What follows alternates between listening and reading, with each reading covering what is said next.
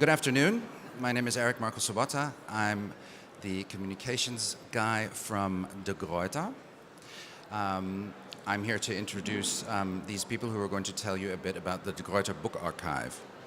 In 2016, the company decided to digitize its entire archive, everything back to 1749. That is not an innovation in itself because there have been other publishers that have done it before us. What is interesting and what you will hear in the presentations today is how a medium-sized publisher collaborates with other important links, whether they're service providers or libraries, to make a project like this, which is quite large for us, happen. So it's not about innovation, and we came up with this, and it's such a great idea because it's not new. It's still a great idea, but it's more about the collaboration and how we made this happen. So we're going to start off. My colleague Steve Fallon, who is the Director of Partnership Programs at De Gruyter, and my colleague Saskia Wenzel, who is a manager in that same department, are going to give us a brief presentation, and then we will have a discussion based loosely on 4 questions, and we will then open it, of course, to questions from the audience if you are interested in asking any. So without further ado, Steve? Thank you, Eric. And good afternoon, everybody. As Eric said, De Gruyter has been around for a long time. As we say, 260 years of inspiration. And when it comes to this project, or what we call our DGBA, De Gruyter Book Archive Project, our dependency on partnerships was really important. De Gruyter has been in a really unique position over the last 8 years to try to understand digitization of archives and the process that we went through to get here today, and our reliance to make this happen on third parties and with our partners.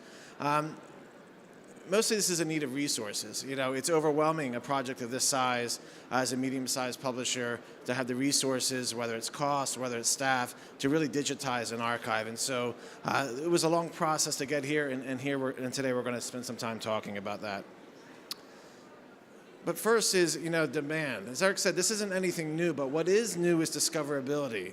What is new is the need for immediacy. And content that is much older, content that is sitting on shelves in print format that does not have the exposure at the chapter level, whether it's not just in STM, but also in the humanities and social sciences. This idea of new ways for scholars to intersect with the content, to use our content, that's where the demand comes from. And this demand for digital archive collections has just grown exponentially over the last few years as the study was done. But to step back a little bit, we are a medium-sized publishing house, and we have been around a really long time, and this is not just about immediacy. The benefits of doing this project, it's worth stating what it means for us and for our authors, and what it means for our users and those that acquire the content, the librarian. This is about digital preservation. This is about going back 269 years and the complexity that comes with digital preservation and why we need third parties. It's also about preservation of our authors' work and how we kind of resurrecting this content that was sitting on a shelf, and now it's available digitally, and now it's available print on demand. And it's available in perpetuity. And so there's a lot of importance behind that. And a lot of times we hear from librarians about collecting for the future. The idea of collecting now content within subject areas, but also on the outside in niche areas that's specific to a publishing house like ours to collect for the future. And with having this archive available digitally, well, then we say the future is now. The idea that you can access content that was collected a long time ago, now made available through the discoverability that the digitization allows for. It's complicated. Gruyter's complicated. Over 21 mergers and acquisitions, 269 years. This is our family tree, what we call our family tree in terms of how we started as a publishing house back in 1919 and to how we have gotten here today. And that complication can allow for something like a digital project like this to, well, for publisher houses to stand back and to say, well, this is just, it's too overwhelming. We have too many years. We have too much content. As you can see here, we've got 15 different subject areas, 278 disciplines, over 500 subdisciplines with all this metadata and all this content. And this process, we could not do ourselves. We needed to work with third parties, and we're going to spend some time talking about that today. And we were, I think, pretty hopeful that we could do this in a 3-year period. The titles that we did make available, as I said, we were in a unique perspective because we've been doing this for about 8 years, and Saskia will talk about that process, how we went from 2010 through to 2018. But what's interesting, and I thought I'd share with you, is that we were doing print on demand, where a title we would make available, one title at a time we would digitize just because a user or a library wanted that title. And we just took a look at, okay, over the last 8 years, what were those titles that were in high demand, where we went from out of print to high demand. And these are the 3 titles. As you can see, these are all POD. These are titles that we digitized. But what's unique about them is that these are titles that are within our core areas and also in areas that are outside what we would consider core, where the users determine what is of value. So we have here a scholarly monograph. We have a conference proceeding from 1981. We've got a reference work, a linguistics reference work of native Canadian languages from 1985. We have a scholarly monograph from 1966. And these titles are now made available, and now the users, there's demand for them. So the importance of this project and making this content available, not just at the individual title level, but as a collection, though overwhelming, the need is there, and that need for collaboration must exist in an effort to do a project of this size. As we've done this, we've not only done this for our Gruyter, but we've also done this, which is a medium-sized publisher, but now we've done it also with our partner program. And we've been in the process using our services, using our third parties to digitize on behalf of some pretty prestigious university presses that we're able to partner with. So not only the volume of content for Gruyter, but also for small publishers. Again, taking that 8 years of experience. My colleague Saskia Wenzel now will talk about kind of the history of this collaboration and kind of how to evaluate it. Saskia? Thank you. Yeah, so I'll dig a little deeper and show you what our workflow actually looks like and which third parties we do work with, which we chose to collaborate with. But first of all, I'd like to show you how we actually came up with the whole idea. It's not that we haven't digitized anything before we started the Gruyter book archive. We did digitizing, but we did it on demand with the so-called e-edition program. So for all non-digitized books since 2010, we offered them to customers on demand as ebooks on demand as well as on print on demand titles or copies. And during that time, we digitized nearly 10,000 books through that offer. And what we saw then afterwards, after the books were digitized, was that through the visibility as a digital copy, we actually sold on average 8 more copies after the actual digitization. And that is with after the launch of the e-edition program itself, with minimal marketing and sales effort. So there is really demand. Once the title is out there, it is visible and it gets its reach. The workflow of the e-edition was as follows. It was the customer who ordered the title that was out of print. We had an in-house team who searched the books. We also collaborated with libraries at that point already if we didn't have the title in our own in-house archive. The book was then sent to Data Group, our service provider for scannings and digitizations in Romania. But the whole process takes time, just getting an order in, going out, finding the book, actually sending it on to Data Group, having it scanned, having the files ready for our own platform. It took at least 12 weeks. That was our minimum estimate, what we told the customer. But at the same time, there was never a guarantee that once the customer ordered that we would actually be able to find the book, digitize it, and make it available. And Steve already mentioned that we already digitized our publisher partner archives. We did the complete digitization for Harvard University Press for their archive, about 3,000 titles, University of Pennsylvania Press, Columbia University Press. There are more archives that we are going to digitize with these partners. We also did journal archive digitizations. So the question really was, seeing that there was demand for the titles, that we sold on-demand copies from our own archive, and we were successful selling these archives, complete archives, for our publisher partners. Why did we actually not do a complete digitization of our own archive?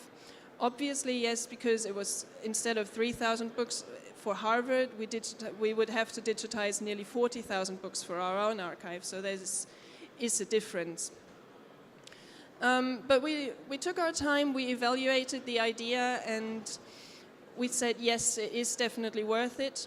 So we decided in 2016, starting in 2017, to end our on-demand service, end the e-edition program, and make all titles that we had not digitized so far available as PODs and ebooks. So our rough estimate was 30,000 books to be digitized. We now found out that it's going to be a lot more.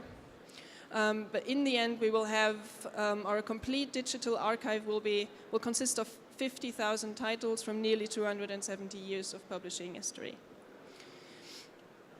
And obviously, this can't be done alone. So we have our own in-house archive, yes, but it is not complete. And as Steve already mentioned, De Gruyter might be a medium-sized publisher, but it is a very complex company with a complex company history.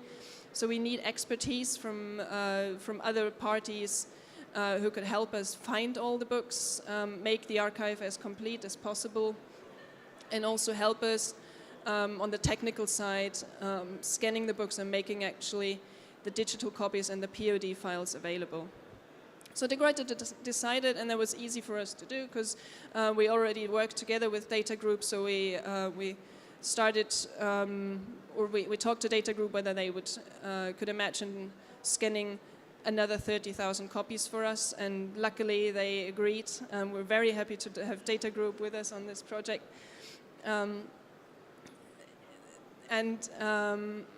Due to the fact that De Gruyter is Berlin-based, we then reached out to the Staatsbibliothek in Berlin, the National State Library of Berlin, which is the largest scientific university library in Germany and has about 11 million volumes of printed material. And it's not only that they have all those print copies that we might not have in our own in-house archive, it's also that they have the expertise as a library and can actually go in and find copies that we would never have thought of would belong to De Gruyter and that we could add to our own archive. But we will talk about that later on, how the collaboration came about, what it looks like, and what Data Group is able to do for us as well. I would like to show you as a little photo love story the actual workflow. We picked out one of our books. It's a book by Lessing. It's a book that we decided to scan non-destructively. So once we've picked it up from our shelf and sent it on to Romania, we expect it to come back to us in good quality, in great quality, and put it back on our shelf and have it preserved as a print copy. So Lessing, we found Lessing on the shelf. We carefully packed Lessing into one of our boxes. We made sure that Data Group knew that this is a book that should be scanned non-destructively. We labeled it with pink stickers. And you see down there in the right corner, you see the amount of boxes that we packed with all the non-destructive books that were going to be sent to Data Group. Data Group then comes and picks up these books. It's actually Julio coming to pick up the books. He will talk about that later as well. And drives them to Romania. And the great thing about Data Group is that they have amazing scan robots who can scan these books touch-free and make sure that nothing happens to those old valuable copies. They also have a team who does all the scan improvements, runs OCR for every page, so these titles have a great usability in the end. And finally, the ebook is loaded to degruyter.com. the team from Data Group then comes, packs all the books back into their van and drives them back to our Berlin office. And our team, we have an in-house team of 2 full FTEs who are just dedicated to the digitization project of our own archive. They unpack the boxes, make sure that every title made it back safely and put them all back on the shelves, at least the ones that we scan non-destructively. Admittedly, there are a number of titles that we scan destructively, so those are destroyed during the scanning process. Yeah, and that's basically what the workflow looks like, and I'll hand over to Eric now. Those are the products. I talked about that already. It's the ebook and the POD file that are available. And we already almost digitized the complete backlist. Great project. Within just 1.5 years, I think, we came that far. Yeah, so thank you. Thank you, Saskia. Okay, as you see, there are 3 gentlemen also sitting on the stage who weren't introduced before, and that's because they are our discussants. We have, on the far right, we have Yuliu, who works for Data Group, which is the company that you just saw that actually scans the books.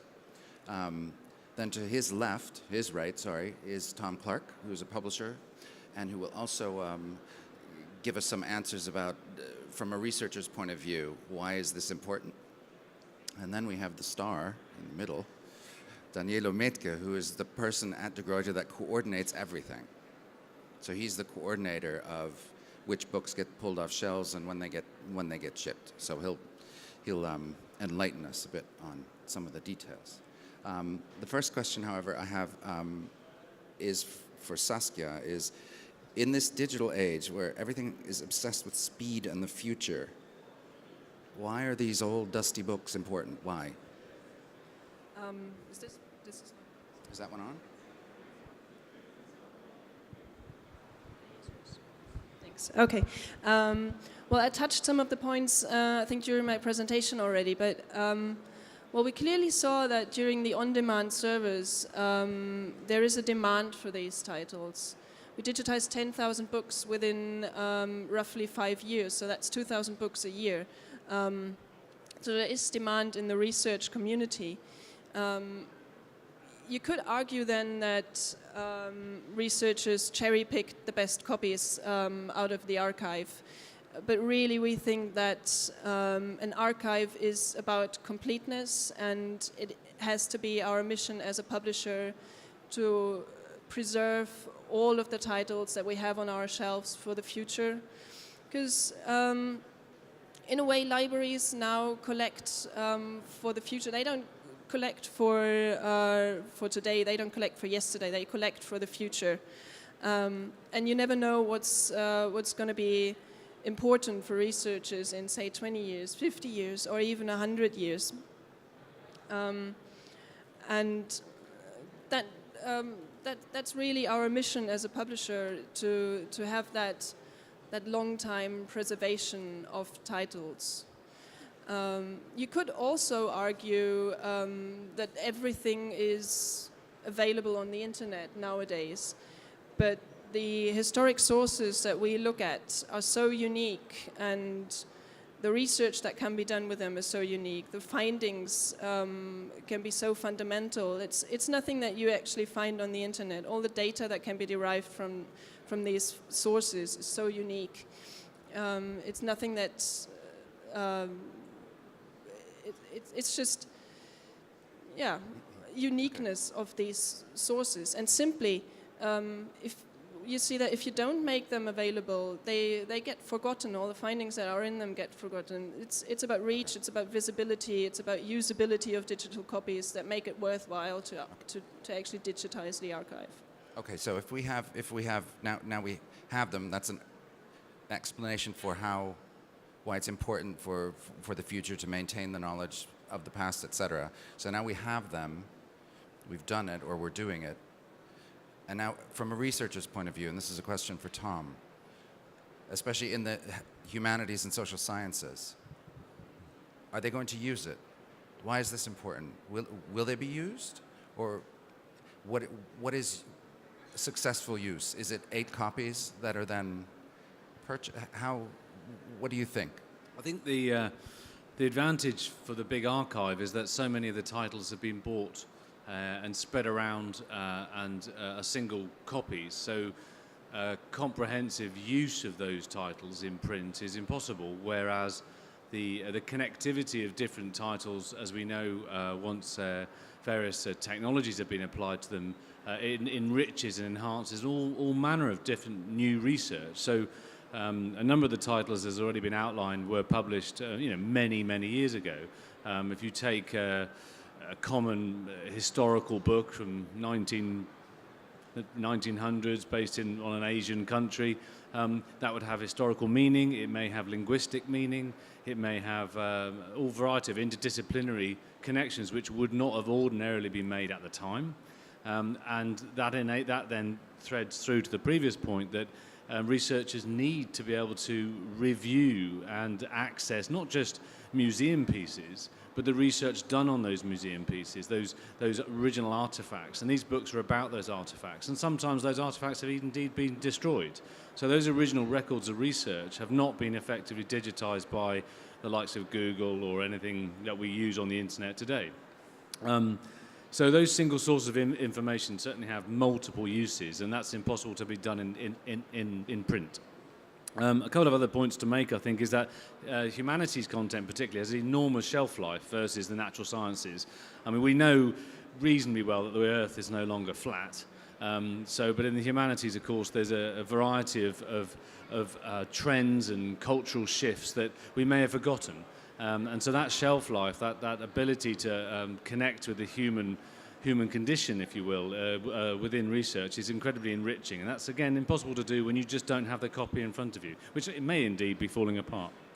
So that's the other point I'd like to make is the data piece.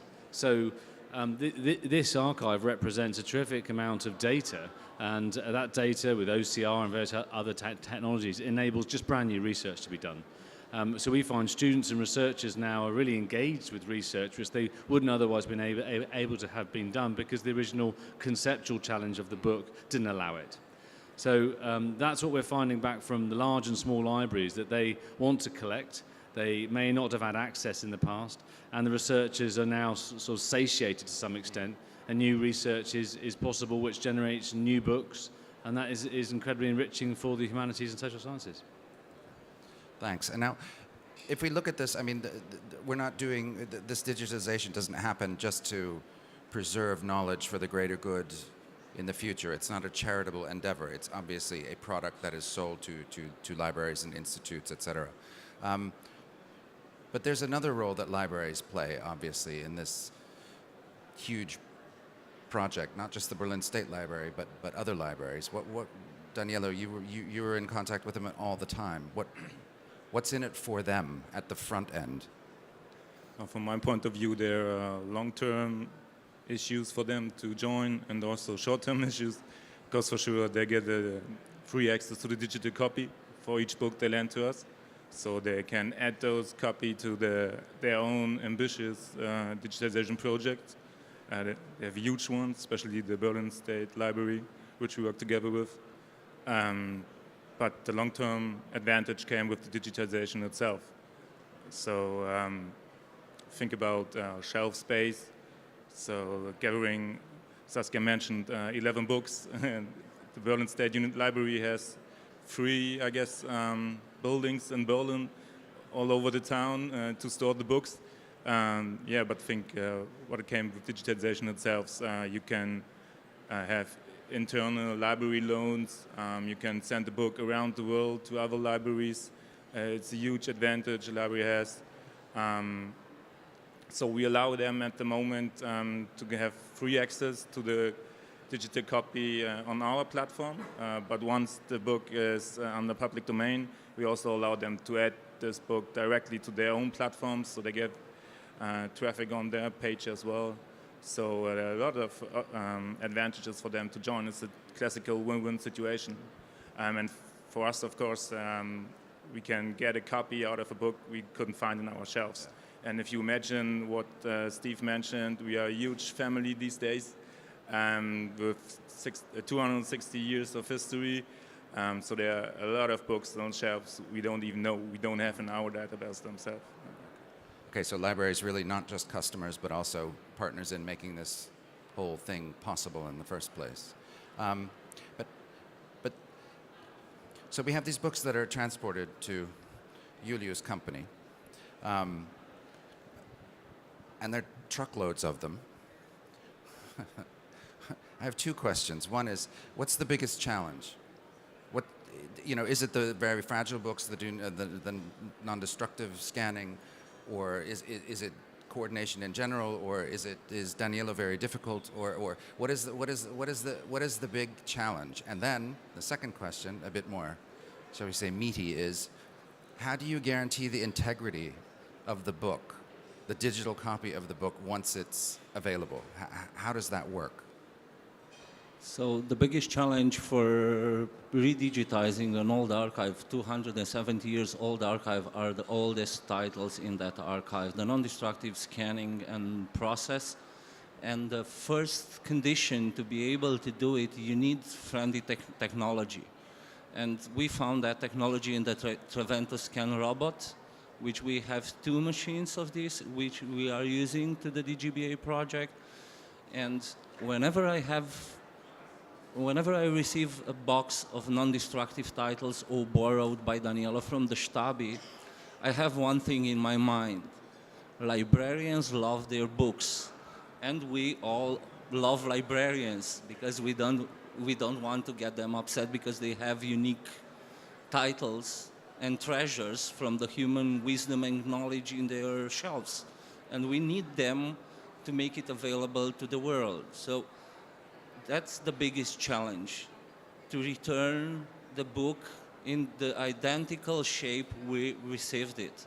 And maybe it's not really important, but I have to be totally honest, when we started that project, I think at our first meeting at the Gruyter archive room, we established one rule.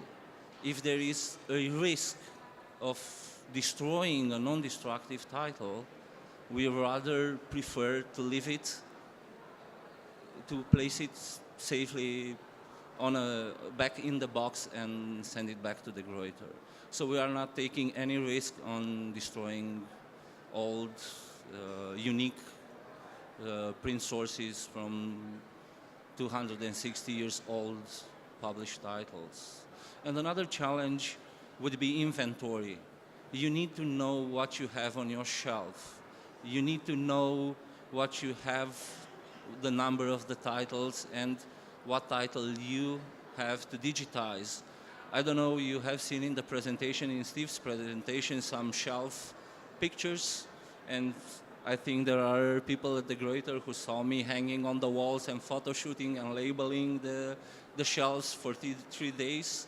So we were able to identify the necessary titles to be digitized, because already we digitized 10,000 titles in the e-edition project. Preserving digital copies, that's the merit of the Gruyter, because they have the Yadis archive on which we are uploading all preprint PDF files we are producing and the online version of each title. And they are stored also on our environment and the Gruyter's environment. So I would say they will last forever.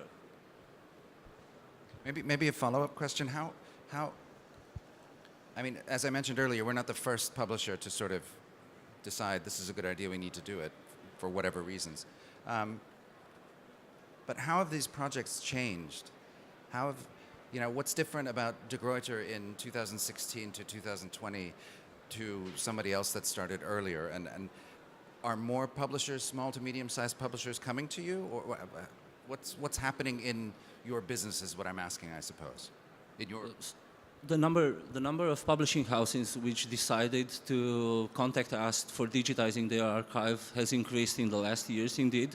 But the biggest credit, it has belonged also to the Gruyter through their publishing partners project, and they have brought like publishing partners like Harvard University Press, Columbia University Press, Bilal Verlag, Gütersloher's Verlag, some publishing partners which decided to redigitize their archive, but also through parallel channels we have been contacted by more and more publishing houses which want to save, preserve, and make available to the world their backlist, their archive titles. And are these primarily academic publishers, scholarly publishers like us? Yeah, yeah. So you don't have trade publishers coming at you from, you know, we want all of our novels scanned from the 1880s. No, because they're Not already yet, available. not yet. Yeah, But we are not Who excluding knows? that option. For us, Yeah. from the technical point of view, a book, it's a book. Yeah. We can, no matter the Doesn't matter content, what we it can is. do it, so we are open. Okay. I wonder, does anyone here have any questions?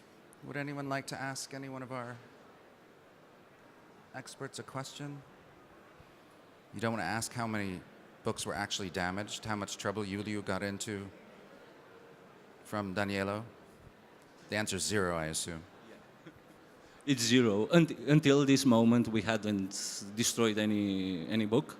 We have a lot of experience, and one important experience was working with Bayerische Staatsbibliothek, for which we have redigitized the old journal archive also for the Gruyter, and that was one important milestone for me personally and for our company, that even we had to ship the books back precisely the same way, in the same box we received it, because that was the only way Bayerische Staatsbibliothek people knew how to Put them back on the shelves. replace Yeah. the print sources. Put them So I'm repeating myself. Librarians love their books, and we love librarians, so we don't want to upset them. And you don't want to mess with librarians. That's true, too. Yes. Okay. Anyone else? Hello, sounds really, really interesting. I was just wondering, did you do any further enrichment to the content once you'd digitized it in any way? Improvements, yeah, we are doing improvements. Of course, all books are yellow, and once they are scanned, have a lot of noise on the scanned image, which we are using as an input source for the preprint production. So we are using a workflow which is capable of removing that noise, the background noise on an image. And if you take in your hands the original source and the reprint we produced,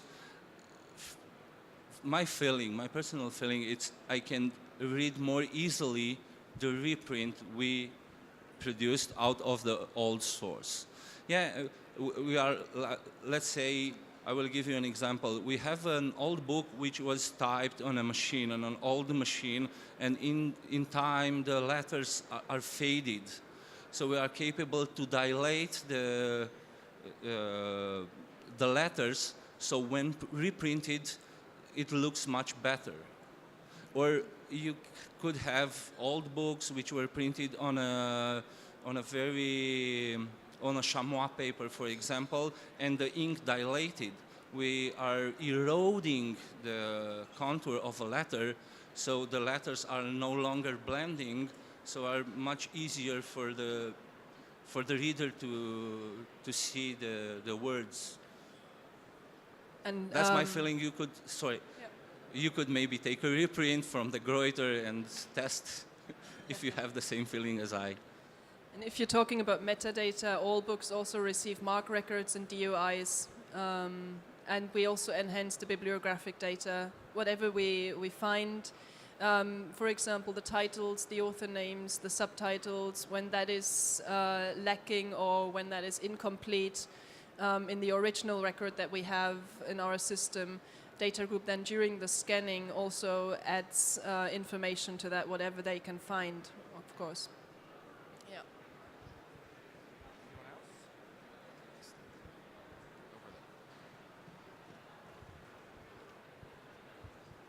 Hi. Sorry, I wasn't here at the beginning, so I hope this question hasn't already been answered. I'm curious about how you've handled contractual issues on all of this. So 40,000 books, that's a lot of contracts, and a lot if they're in currently within the copyright period, then that's a lot of things to look at. Well, for all the books that fall in the public domain, there is obviously not that much of a problem, and all the books were out there, and they could have been ordered already on demand. So we gave the authors the chance to contact us when we started the e-edition program. And when an author then contacted us, yeah, we withdrew the title, but that was in 2010, 2011.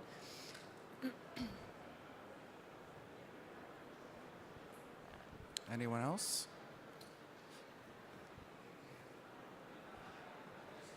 Hold on, wait.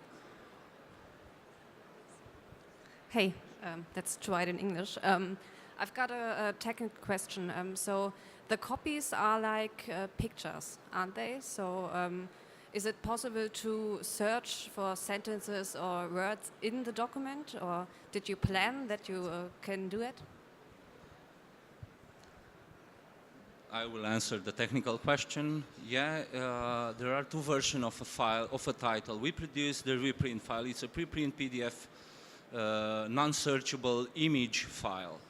But also, after we produce this preprint PDF image file, we run an automatic OCR procedure on it, according to the language on which the title is written, or maybe using a Frakturschriften recognition procedure if it's written in all German. And we produce a searchable PDF file with a setting optimized for online publishing, with a setting keep the text under the image.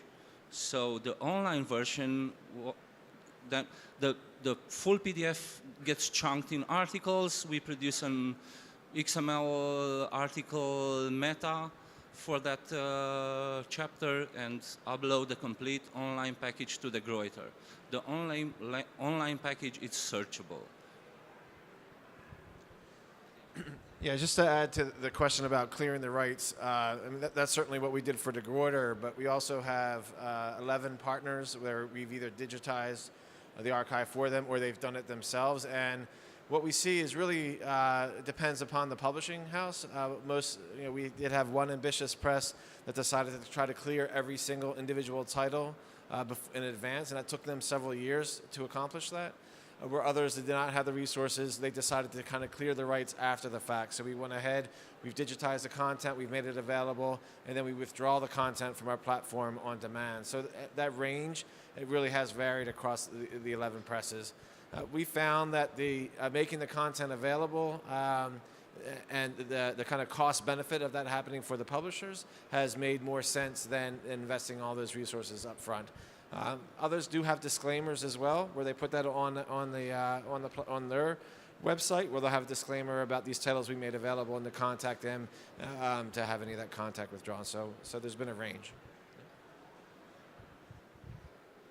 Great.